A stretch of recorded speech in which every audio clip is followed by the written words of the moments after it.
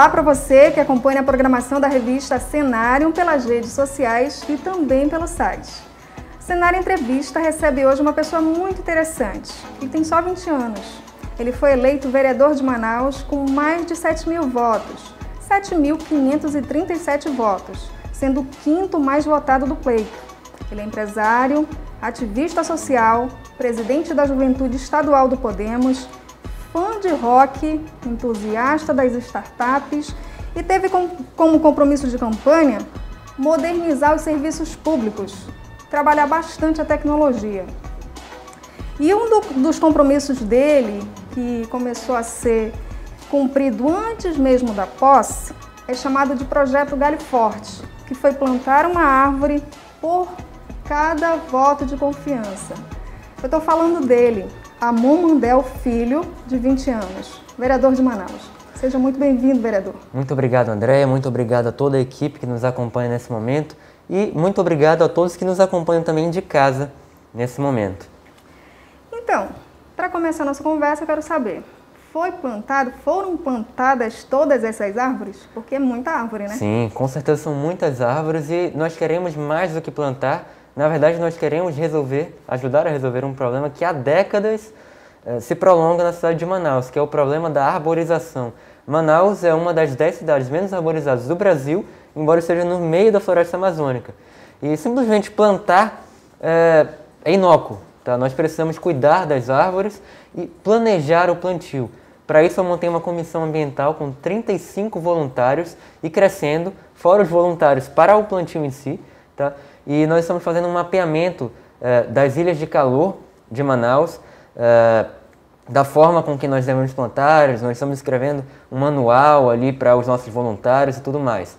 Então nós começamos a plantar antes mesmo da posse, ali foram em torno de 200 a 250 árvores e continuamos. As ações de plantio foram suspensas agora por causa dos decretos do prefeito e do governador que proíbem ali a circulação, agora a gente está começando a flexibilizar, né?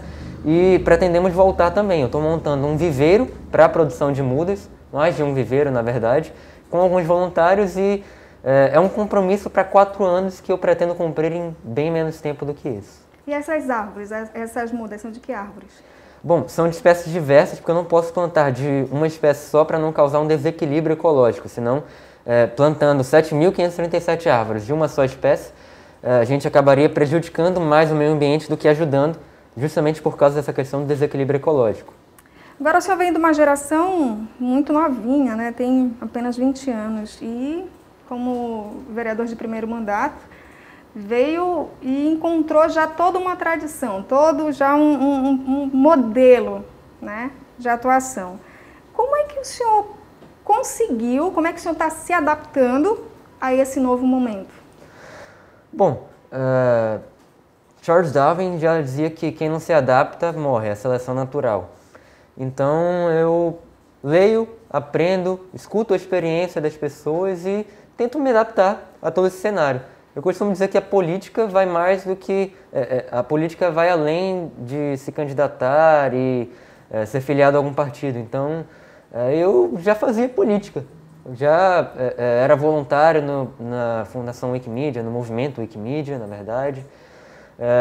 Já era voluntário lá na United Nations Volunteers, faço parte da pool de voluntários, é uma das agências da ONU, a UNV. E, bom, eu acho que, modéstia à parte, eu não estou encontrando tantas dificuldades quanto esperava encontrar. Nesse momento de pandemia, a população ela não pode ir à Câmara Municipal reivindicar os seus direitos, pedir ajuda. Como é que o senhor está conseguindo passar esse momento? Como é que o senhor está conseguindo atender principalmente os seus eleitores? Bom, se você se lembrar, na entrevista que eu dei aqui mesmo na revista Cenário, eu toquei nisso lá na época das eleições. A gente previu esse cenário e eu estou usando a tecnologia para atender as pessoas. Na verdade, eu acho que com o algoritmo, com o sistema que eu programei junto com os meus assessores, a gente consegue atender muito mais pessoas do que a gente conseguiria se fosse só presencialmente.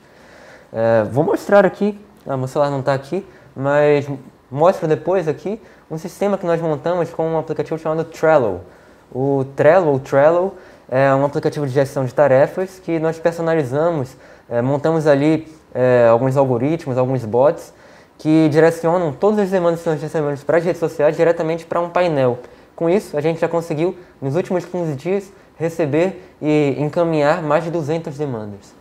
E a tecnologia ela é bem presente no seu mandato, né? Me conta como é que foi essa questão que o senhor descobriu uma grande, não quero dizer falcatrua, mas na questão lá da vacinação. Me conta isso com um pouco mais de detalhe. Bom, vamos lá.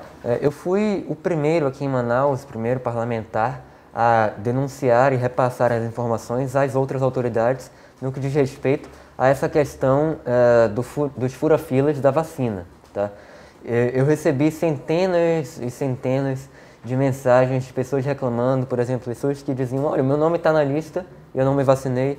Pessoas que perguntaram, olha, quem é essa pessoa com um nome estranho aqui? E tudo mais. Então, a partir dessas denúncias, eu me reuni com centenas de voluntários. Nosso mandato é participativo e é isso que eu quero dizer. Eu acho que, embora eu não tenha o apoio direto do prefeito e de outros vereadores, justamente por causa dessa abordagem que eu tenho, um mandato aliado à vontade popular, aliado ao povo, é muito mais forte. Então, ali com as nossas centenas de voluntários, nós fizemos um pente fino na vacina e ali eu descobri 1.513 CPFs errados. E quando eu digo errados, não são erros de digitação. São CPFs que não têm como serem reais, sabe? São CPFs falsos, são CPFs com mais ou menos do que o número de dígitos que um CPF tem. E, ao menos naquela época, 1.513 CPFs representava em torno de 60%, 70% de toda a lista de vacinados. É difícil acreditar que 60% da lista foi só erro de digitação. Então, e os nomes bem mirabolantes, bem difíceis, bem complicados. Nomes mirabolantes até não. Nomes mirabolantes eu encontrei mais na lista do Auxílio Manauara. Ah, foi no Auxílio Manauara. No fura-fila foi diferente. No fura-fila a questão foram os dados mesmo, realmente né? inválidos, CPFs que não existem. E essa questão aí do Auxílio Manauara? Movimentou, veio uma tropa para lhe ajudar. Me conta como é que foi isso. Olha, eu posso te dizer que nos próximos dias nós vamos ter algumas revelações, tá? Relacionadas justamente a esse Auxílio Manauara. Eu tenho recebido muitas denúncias lá na ouvidoria da Câmara, eu sou o ouvidor geral da Câmara Municipal, e lá nas nossas redes sociais também. Isso é bem participativo do povo. Agora me conta uma coisa, o que motivou o senhor a entrar com um pedido para evitar que o Enem ocorresse aqui em Manaus? Bom, eu procuro representar as pessoas que mais se identificam comigo. E o público que mais se identifica, de forma geral, lá nas redes sociais, é justamente o público jovem. Eu sou jovem. E eu sempre disse, eu quero levar a inquietação da juventude e atrelar ou juntar com a boa política. A boa política é a política que traz bons resultados para a população. E, naquele momento, a realização do Enem não era uma boa política. Era uma péssima política. Uma política que traria ali uma quantidade enorme de doentes, uma quantidade enorme de pessoas que poderiam até morrer, sabe? Ia ser uma devassa em Manaus. Foi na mesma semana em que nós tivemos um colapso da rede de saúde do estado, com a falta de oxigênio e tudo mais, então eu acho que naquele momento não era o certo. Isso me motivou a agir, eu percebi que estava todo mundo caladinho, sabe? Então, junto com as pessoas novamente, junto com a população e com as pessoas que denunciaram, eu me reuni, comecei a traçar algumas estratégias e entrei na justiça. Então, conseguimos e adiamos o Enem. O senhor foi o primeiro vereador a denunciar os 40% do IPTU de Manaus. Por Sim. que isso? Vamos lá. Esse aumento de 40% veio de uma lei de 2019 que não pôde entrar em vigor em 2020 por causa de uma coisa chamada noventena. Tá? E por isso entrou em vigor agora em 2021. No entanto, no dia 19 de janeiro de 2021, o prefeito Davi Almeida fez um decreto regulamentando esse aumento. Ou seja, o prefeito sabia desse aumento e não só não revogou, como regulamentou o aumento e fingiu que não sabia posteriormente.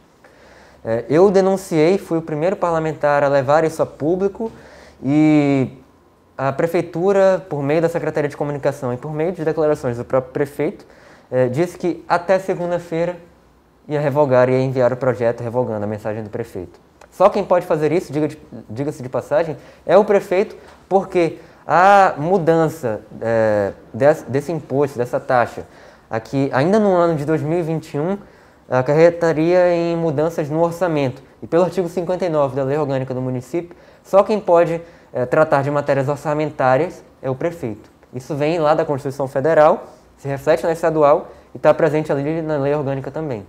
Gente, eu estou conversando com o vereador Amon Mandel. A gente vai fazer um rápido intervalo e voltamos já já.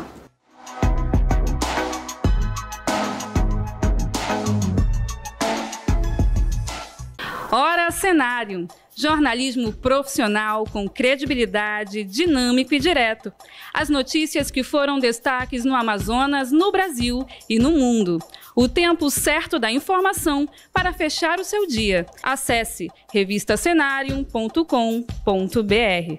A informação em tempo real, rápido, direto, conciso. Cenário em minuto. Todos os dias. Acesse www.revistacenarium.com.br.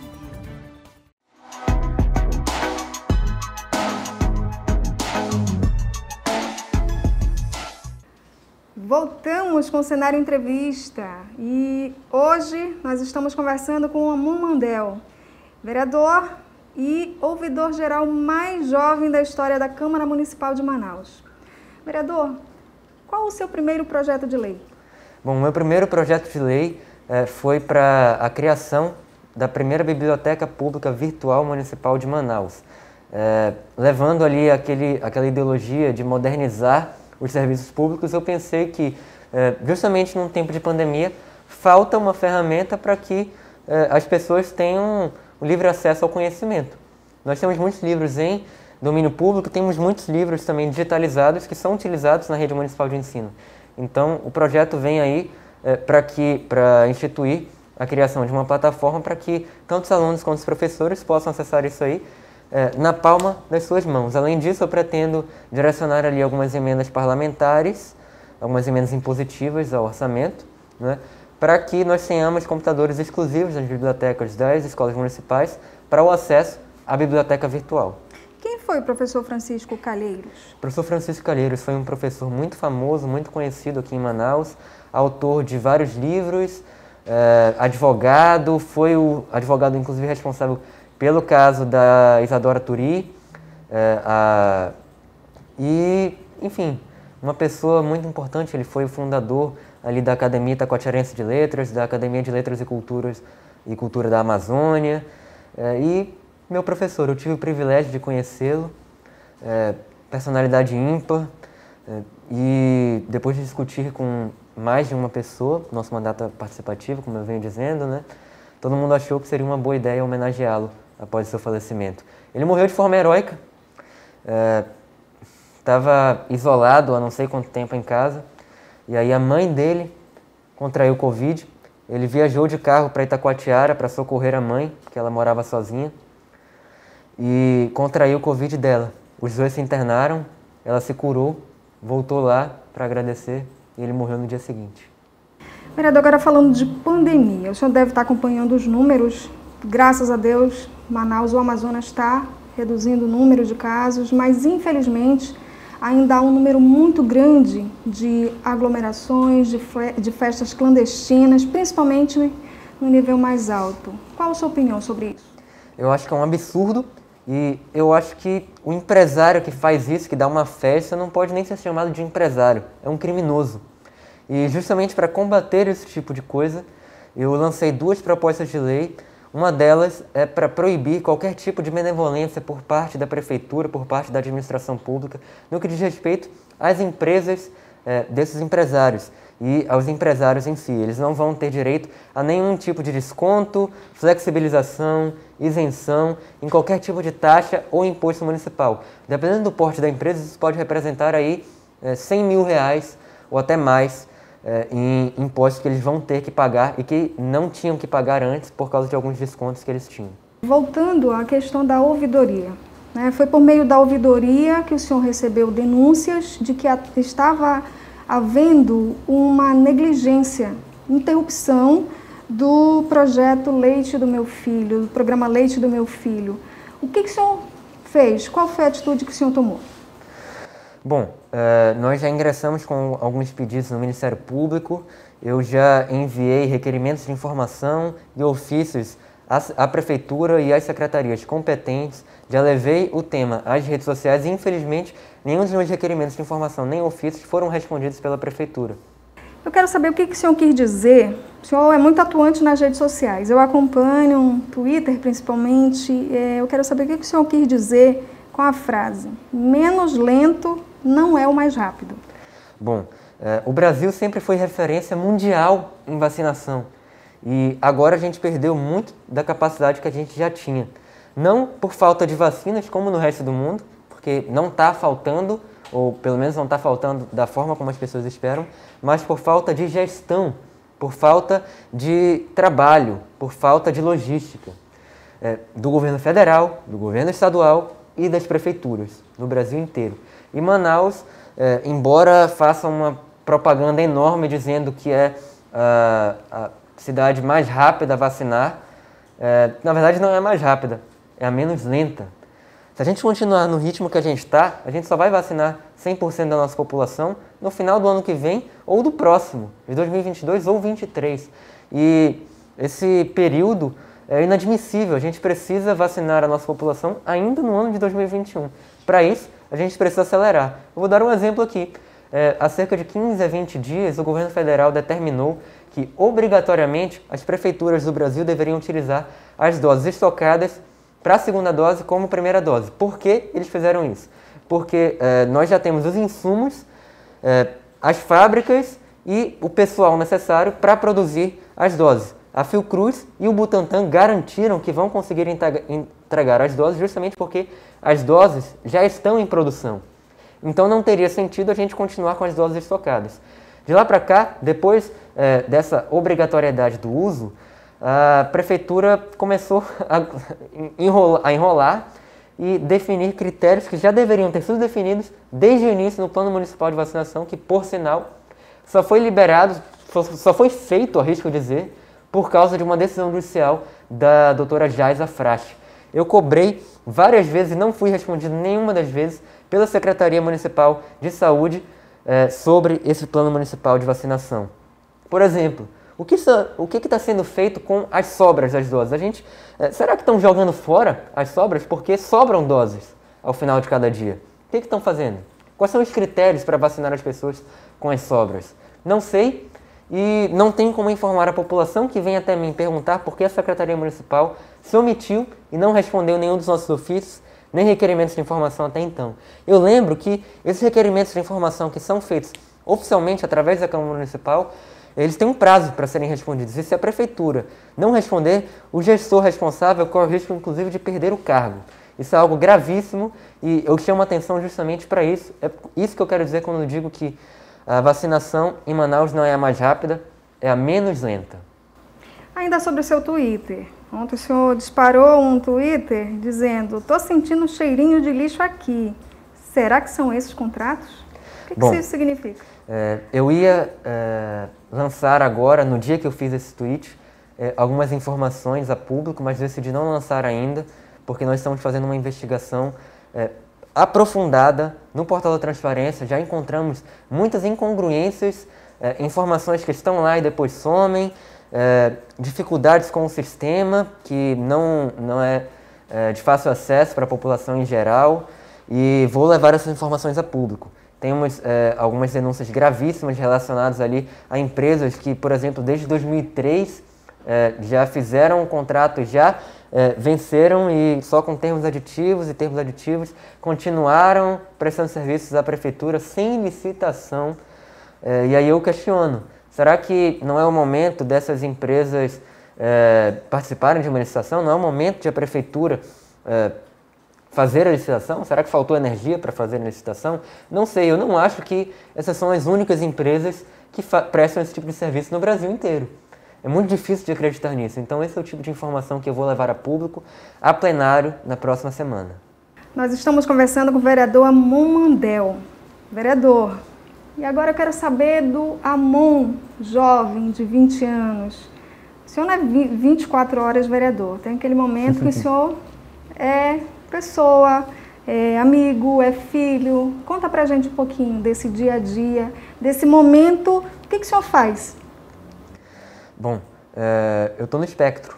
Eu tenho alguns hobbies muito específicos e, na verdade, a atividade, a vereança, ela é ao mesmo tempo o meu trabalho e o meu entretenimento. Então, sim, eu vou dormir pensando no projeto de lei que eu vou fazer no dia seguinte.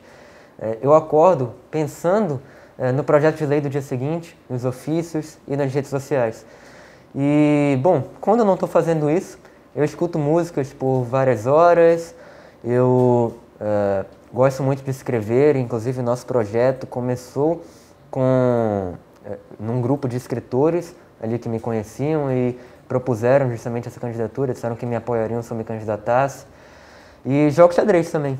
Gosto de jogar xadrez, escutar música por horas seguidas e escrever. Gente, esse é Amon Mandel, vereador, ouvidor geral, ativista e uma pessoa muito gentil, muito doce, que eu gostei muito de conversar. Vereador, eu quero agradecer em nome de toda a equipe da Revista Cenário, em nome da nossa diretora-presidente, Paula Itaif, e dizer que o espaço está aberto para o senhor, para a sua equipe, sempre que houver novidades, sempre que houver necessidade de divulgar bons projetos. Muito obrigada pela sua participação, em nome de toda a nossa equipe.